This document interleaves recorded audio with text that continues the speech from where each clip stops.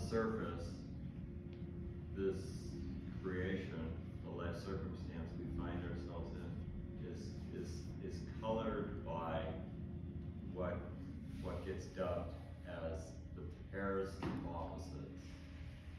So baked into the fabric of this existence is this principle towards polarity, pairs of opposites. So we have things like day, we have things like night, and they define one another. If there were only day, you'd never know that there was such a thing as darkness or the shadow or something like this. Or, even more fundamentally, up and down, or right and left, right? Like these pairs, compatible pairs, define one another and make up the it's a deep pattern, it's a deep rhythm in which is and how creation is put together. And it also includes things like gain and loss. Yes, hello. And not to mention life and death. Right. So this is the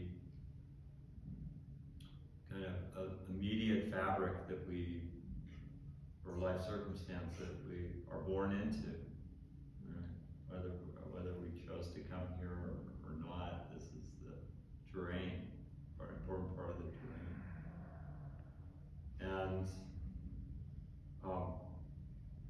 part of what yoga enables us to do is to navigate these pairs of opposites skillfully. Krishna says in Bhagavad Gita that, get this, yoga is skill in action.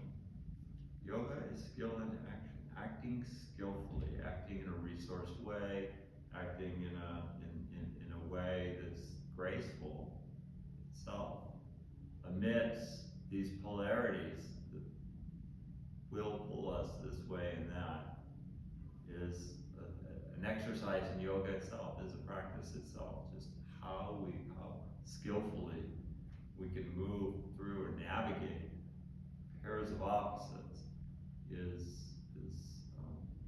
viable meaning, well beyond the mat, say. Right? Like when we step out the doors, that's really when this whole yoga process begins. This is like a formal laboratory with like the most sterile instruments and the most, clean, with hydrogen peroxide, the stuff they put on, just like, the immaculate perfection of yoga practice.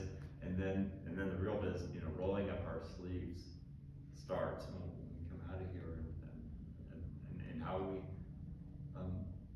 can live peacefully with these pairs of opposites. And so some general kind of counsel around that, I'm just sort of summarize from a number of text angles, is to remain kind of centered within life experiences, to not get overly identified or attached, say, to when things are favorable, when there is gain, and not overly identified or attached when there is loss, which there inevitably will be, in both directions, right? That those are part of, they're just part of the larger and inevitable cycles, and not to get, overly invested either way. And in service of what? In what direction or towards what purpose? Like what's the value or merit of equanimity, remaining neutral? Is to see more and more clearly into the eternal, into that which does not change, that which is not conditioned by gain or loss or even life and death. To see, to orient towards, or eventually have a vision of something that is